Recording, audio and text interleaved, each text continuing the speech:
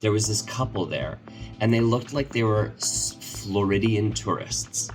They had Hawaiian print shirts. They were clearly American. She was like holding a cute pink cocktail, and he was like, you know, kind of like an American dad, and they looked so out of place. And it was just hilarious to feel like I was partying with these like fetish daddies, and then this like mom and dad who stumbled their way in there. And it was just like, that was what made that place fun, was people, a unique personality type. So I will say, like, if you're trying to water yourself down to fit into Berghain, like, just ask yourself, why?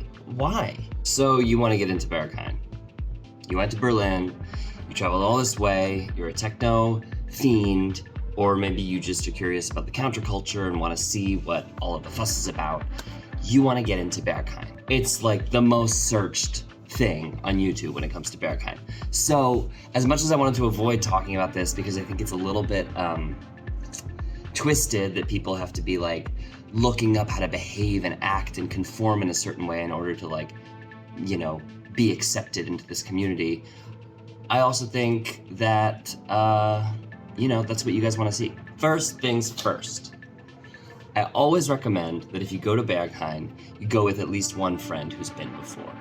Now, not everybody has access to that, but if you do, it helps a lot. Firstly, in terms of like anxiety levels. Secondly, once you get inside, what the heck are you gonna do there? Having a buddy that you're going with, you know, creates an anchor for the whole experience and helps you not feel like a fish out of water, let's say. Let's talk about clothing. So, everybody says to get into Berghain, you have to wear all black, you have to, you know, look like a vampire, you have to look like you're from the Matrix, whatever. If you haven't heard this term before, an important term to know is the word health goth. So health goth is this whole like fashion trend where basically it's sportswear mixed with like goth energy. So a lot of blacks, a lot of whites, a lot of leather and fetish gear mixed in with things like sports skirts, tank tops, baseball caps, etc. So Google health goth and you'll get a really nice look at like what 90% of the people inside of Berghain look like. The other thing I want to say though is that, you know, Berghain isn't just for like one type of person. You know, they have a pretty eclectic crowd sometimes. And so, you know, it's not just like, oh, dress a certain way. It's also partially like figure out what, you know, Pokemon element you are, if you will, what kind of breed you are, and lean into that. So like if you're a leather daddy, or if you're a daddy, let's just say you're a daddy, right? Like lean hard into that. Wear the fucking armband above your bicep, you know? Come shirtless. I don't know, come in chaps. Lean into the vibe. If you're a twink, like turn it out. Lean into that kind of like innocent chic. Maybe you wear short shorts and like suspenders. Play with it. If you're a girl who's like just really into techno music, like come in techno gear, come in platform boots, you know, and fun, weird eyeliner. I think a spirit of play is always, you know, helpful, even though if you get too bright and colorful and hippy-dippy with it, sometimes that's like off-brand for Berghain, so they'll be like, okay, go to Sisyphus instead or whatever. And the other thing is like, look sharp, but also like you don't care that much. So, which is this really hard balance to strike, because it's like, okay, I'm supposed to look good, but not in this like kind of traditional Euro way where everything's very clean cut. It's like, you know, people in Berlin are often very proud of how little they spent on a really cool outfit. You know, like you'll be like, oh, nice jacket. And they'll be like, oh yeah, you like €5. You know, there are lots of secondhand stores and stuff like that. The other thing is, okay, line etiquette. Berghain is like regarded a very live and let live kind of space. So it's like you know, lots of people are doing lots of different things inside of that club. And there's a very much like stay in your lane kind of attitude. And so in line, it's the same thing. You know, it's like, you don't want to be getting in fights with people in the line at all. Bickering is like, you know, if they see bickering, they'll throw you out of the line.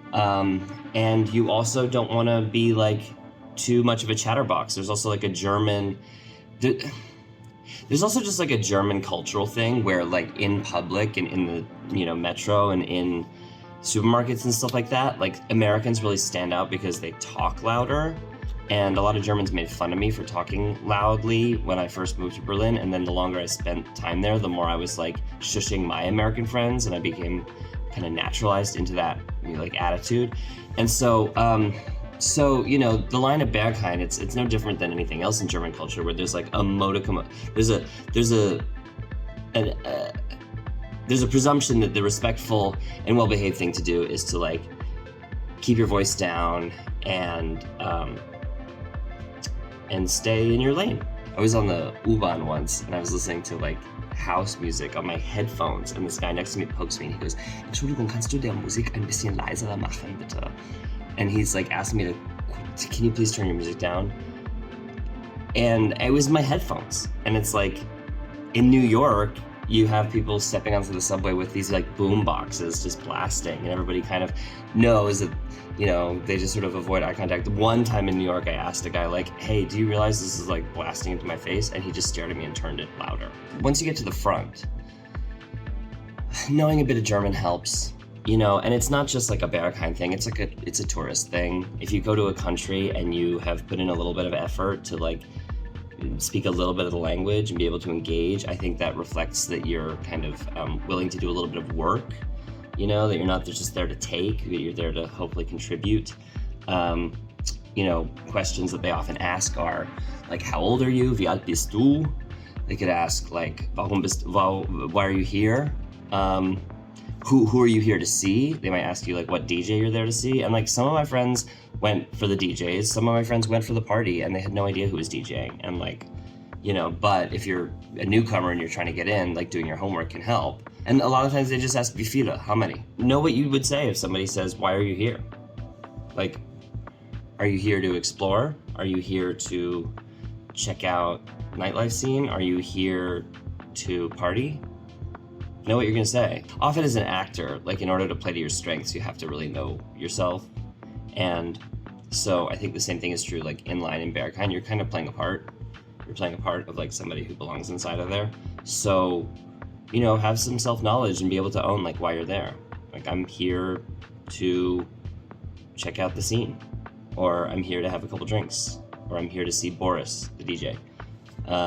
I think knowing that really helps. It's this whole thing about like, there are usually 3 to 5 bouncers or something in the front, and they're all kind of lounging around on those like metal gates. And I never could even tell who was making the selection. Like sometimes one of them had a clipboard and it seemed like he was making the selection, but sometimes it was kind of unclear, and they would sort of make eye contact and the decision would be made. And I would kind of like not make direct eye contact with them, but just sort of like, just try to be really like chill. And oh my God, those fucking sirens. Welcome to New York City. So what I would do is I would just stand at the front and try my best to settle my energy.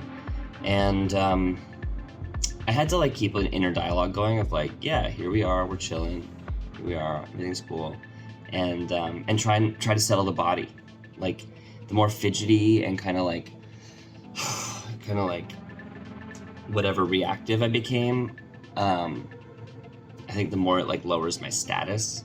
That's the thing, it's like there's a high value I found with my German friends, there's a high value on like confidence and security. And like often at the club I would be having these like psychological meltdowns, so I would always be pulling people aside to be like, "Oh, let's talk about my insecurities," which to me was like an interesting conversation. I wanted to hear about their insecurities and vice versa.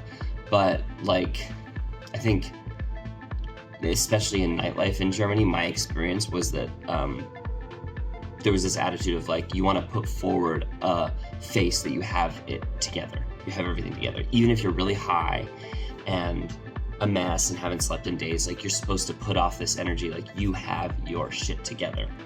You know, I think that applies to being in line too. And like, you don't want to be super high in line. Do not have drugs in your pocket. I mean, I'm sober, so I'm saying like, just go and have fun without drugs, because it's honestly can be more rewarding. But if you insist on bringing drugs, do not have them in your pocket. Put them somewhere where they will not find them when they search you. Because if they let you in, the first stop is you go inside and you turn to the left and you go, and it's almost like a TSA kind of like airport security moment. They pat you down, they check your pockets, they put stickers on the cameras of your phone, And sometimes they even like, if you were there earlier, I've heard of friends where they actually scrolled through and made sure there weren't pictures previously taken of Berghain, which, I mean, I don't know if that was true, but I heard that secondhand. Please do not bring anything dangerous. Don't bring knives, don't bring firearms. I mean, I shouldn't have to say it, but just in case you're watching and you thought that might be a good idea, it's not. Oh, another thing to know about Berghain is like, there's really cool art on the wall. Wolfgang Tillmans has like giant photos all over the wall. Sven Marquardt's like fashion photography is in one of the stairwells. And so, you know, maybe when the bouncer asks you like, what are you doing here? You could say, I want to check out the art. This is an institution. Berlin and Germany has fought hard to recognize like nightlife and clubs as landmarks, as kind of culturally protected landmarks. And, you know, so there's a pride that they have around these buildings, and it brings in a lot of tourism, it brings in a lot of money, and it's a deep part of the culture there. So, you know, that's a legitimate reason to want to go. It's hard to remember. I think at one point there was a Wolfgang Tillmans in Panorama Bar of like an anus, like a giant anus. I can't remember if that's something I saw online or if that's something I saw at Berghain, but the last time I went, there were these huge kind of corrupted digital photos of his that were really cool. Okay, when to go? So my favorite time to go is always Sunday morning. Like, I would wake up, I would have breakfast, a coffee, and I would go. And, you know, maybe get there like 10 a.m. or 9 a.m. or something. 5 a.m., you're less likely to run into a crowd Sunday morning. Sunday, people treat it as like the fine wine of nightlife in Berlin. Sunday is when all of the queerdos come out. They call it church. And it's often like less tourists are around, because a lot of tourists, I think, maybe default to like, oh, we party on Saturday nights, right? That's what people do, a Friday night, Saturday night. Sunday is when all the weirdos come out. And then at the end of your time at Berghain, like at the end, you know, Sunday night going into Monday morning, sometimes even late into Monday, the club begins to close, and they call it closing. And so one of the dance floors closes. Usually it was Panorama Bar, but sometimes it was actually the downstairs Berghain floor. And so, you know, basically eventually all of the club goers would be on one floor and one dance floor.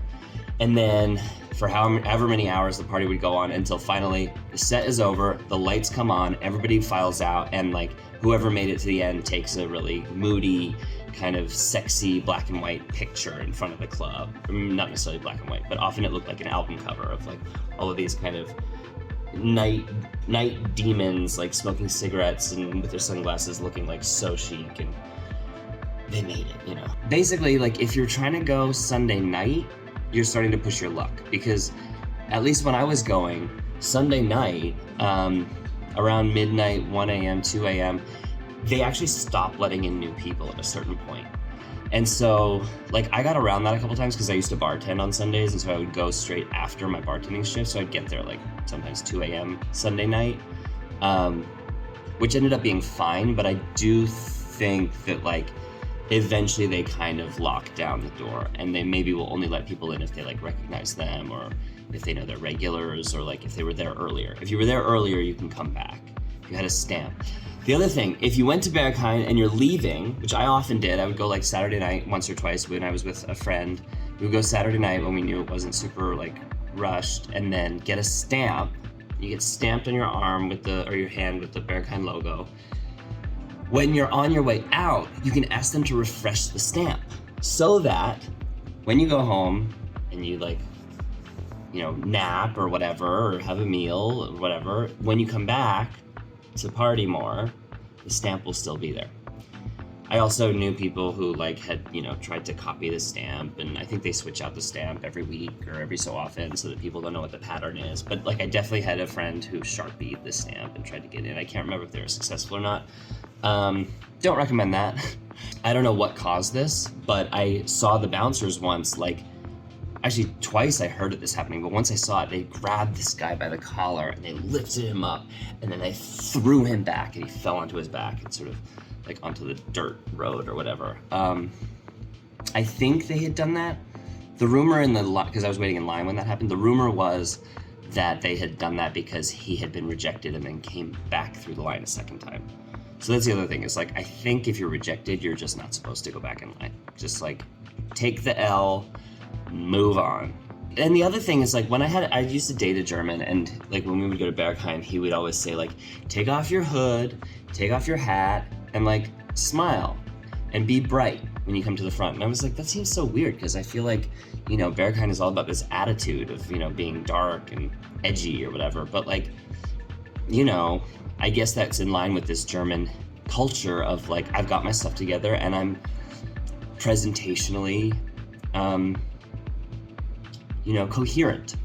It's very similar to like walking into bureaucracy. I mean, Germany is a very bureaucratic place. Like you would go into these kind of appointments with the immigration office, and it was like, I mean, any immigration process is bureaucratic, but with German bureaucracy, it's like they love to say no, they love to roll their eyes and give you attitude, they love to claim that you don't have the right paperwork, even if you like have everything that you were told to bring. And coming in with like a sort of positive attitude, not like chipper, but like a positive, warm attitude, sometimes could, you know, pierce through that. So I think like coming in from a level of positivity and warmth can help. Because like I know also when I'm not feeling confident, when I'm feeling like nervous and insecure, if I try to channel more positivity and warmth towards those around me, I start to feel more comfortable in my skin. So maybe it's like a bit of a mind hack. Please don't tell yourself that there's like something inside of that club that is going to change things for you.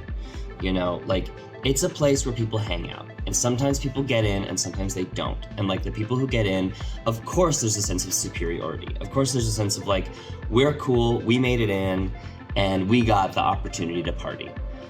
But I know so many amazing people who didn't get in. I got in a bunch of times and like was miserable in that period of my life. I just think it's like telling that everybody wants to like find out how to get into this exclusive club that's supposed to be exclusive because it attracts a certain type of person that's like belongs there. But then you end up with all of these kind of copycats who are then trying to like conform, and it creates this conformist society. So like, I will say my favorite time I was at Berghain, there was this couple there, and they looked like they were Floridian tourists. They had Hawaiian print shirts, they were clearly American. She was like holding a cute pink cocktail, and he was like, you know, kind of like an American dad, and they looked so out of place. And it was just hilarious to feel like I was partying with these like fetish daddies, and then this like, you know, maybe Midwestern or maybe Floridian like mom and dad who stumbled their way in there. And it was just like, that was what made that place fun, was people, a unique personality type. So I will say, like, if you're trying to water yourself down to fit into Berghain, like, just ask yourself, why are you doing that? Like, is it because you want to have the stamp of approval to say that you've been in there and you earned the right to like claim that cultural status? Is it because you want to party? In which case, like, there are many ways to party in Berlin. Is it because of the legacy of that place and you think it's like a hallowed grounds? Well, let me tell you, like, it's just a place that has some cool stuff. And there are concerts at Berghain. Like, they open that space. They have art shows there, they have concerts there, they've done ballets there. Like, you can go to an event at Berghain that isn't an exclusive Clubnacht. They call it Clubnacht when it's like party, nightlife time. You can go to Berghain without being at Clubnacht. So, you know, just remember, like, no matter what reason you're trying to go there, like, it's not something to put on this pedestal and then to like interpret it as a reason to feel bad about yourself that you're not inside. Because that's something that I did a lot, is like, I thought that I had to be in there in order to be worthy. And if you're watching this video, maybe there's like a little bit of that going on in you too. And, you know, just allow me to like tell you from kind of notes from the field that like I was a regular there, I was a heavy drug addict, and I was so miserable in my life. And that's not because like Berghain's a terrible place, that's because I was in a really dark place. But like Berghain has a lot of drug addiction. Berghain has a lot of drug abuse. Berghain has a lot of like opportunities for sexual abuse. You know, it's a mixed bag, just like anything in life. It has really cool qualities, it has cool lights, it has cool, amazing sound system, it has interesting people, and then it has like some horrible aspects too. It has like cliques, and it has people overdosing, and it has like disrespectful moments and all that. So, my therapist likes to tell me everything in life is neutral, and everything else is a story we make up about it. Berghain is a neutral place. We can choose to think of it as this like haven, this refuge, this incredible like secret garden.